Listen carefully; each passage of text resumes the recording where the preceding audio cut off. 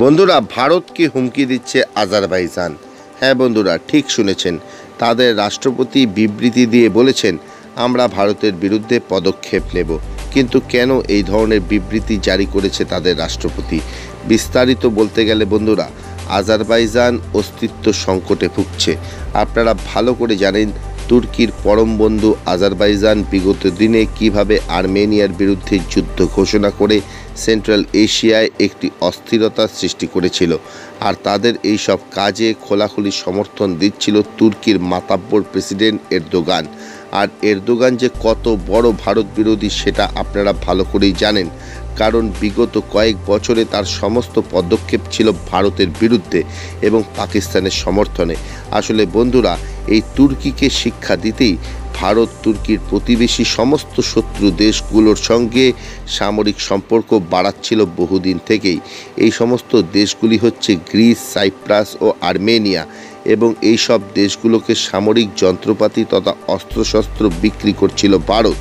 আর ইতিমধ্যে আর্মেনিয়াকে ভারত বহু অস্ত্রশস্ত্র বিক্রি করেছে, যেমন Akash missile system, Swathi radar system. কিন্তু বন্ধুরা, তারপরে যখন আজারবাইজান আর্মেনিয়ার উপরে হামলা করে, তখন এই সমস্ত অস্ত্রশস্ত্র জোরে আজারবাইজানের হামলার তীব্র প্রতিরোধ তৈরি করে ফেলে আর্মেনিয়া। আর এর জেরেই আজারবাইজানের রাষ্ট্রপতি এই ধরনের বিবৃতি দিয়েছে ভারতের বিরুদ্ধে, এবং সঙ্গে সঙ্গে তিনি একথাও জানিয়েছেন যে আর্মেনিয়াকে যে সমস্ত দেশ সাহায্য করছে সে সমস্ত দেশ হচ্ছে ফ্রান্স, গ্রিস ও ভারত।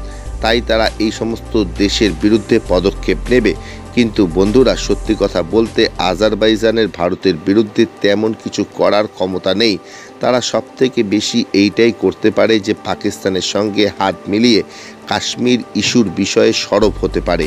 এর কারণ বন্ধুরা, আজারবাইজান ভারতীয় অস্ত্রশস্ত্র জেরে এমনি আগে থেকেই বিধ্বস্ত হয়ে রয়েছে। তার উপরে তাদের বর্তমান মালিক তুর্কির নিজের অর্থব্যবস্থা সংকটের মধ্যে দিয়ে চলছে।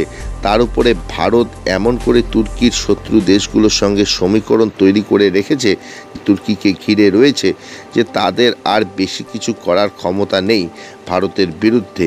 তাছাড়া তুরস্কের মতন দেশের সঙ্গে বর্তমান ভারতের কোনো তুলনাই হয় না, এমনটাই মনে করেন বিশেষজ্ঞ মহল। MG Memorial School is a day English medium co-educational school with day boarding and creche facility. It has a beautiful building, classrooms with natural lights, spacious playground with sandpit, splash pool and dormitories, homely tasty food for day boarders and creche. The school offers all subjects in English. Vernacular is must according to their mother tongue Hindi or Bengali. Our motto, where learning begins, aims planting the seed of knowledge. We believe for good leaders of tomorrow, we need good schooling today.